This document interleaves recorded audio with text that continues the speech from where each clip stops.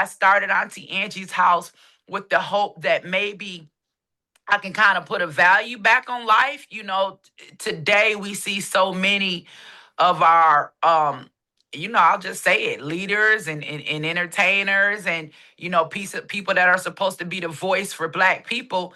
And the message is, reproductive rights, feeling liberated with the right to abort. And it just kind of started playing on my psyche a little bit because I really am for us, regardless of what side of the political aisle that I'm on. I only know what I know. All I know is the black family.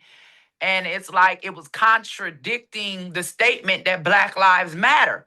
Because it's like, does Black Lives Matter until a black woman gets pregnant? We are the creators of Black life. Therefore, if we want anyone else to value Black life, then we must begin to value Black life and not take pride in liberation. And, a bunch of, everybody talked about, 7 white men, having control over our bodies. It was 7 white men in the Supreme Court that legalized Roe v. Wade, and it was based off of a lie.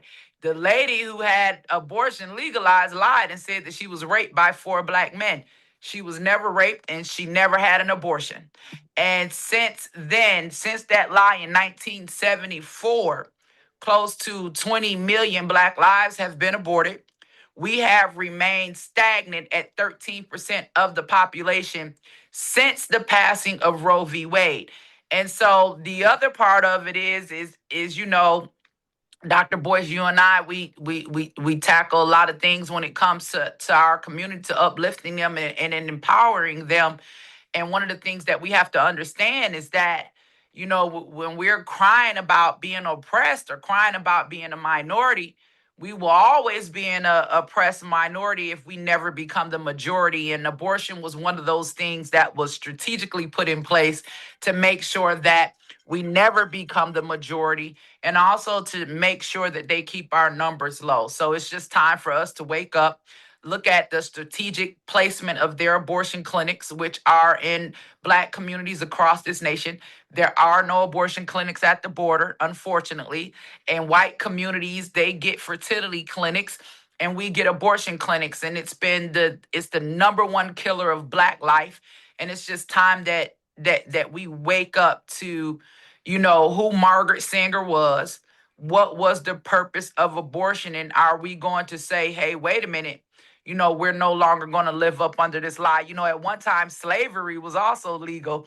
They looked at us and said that they didn't even consider us to be humans. And so it is, in fact, a life. And the reality is once you're pregnant, once that life is created, there's only one way to end it.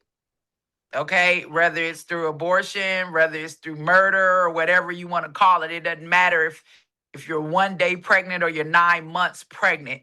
Once that life has been created, there's only one way to end it, and that is through termination. And I just believe that if we provided more choices, then we would see more life. So women need support, and I'm doing all I can.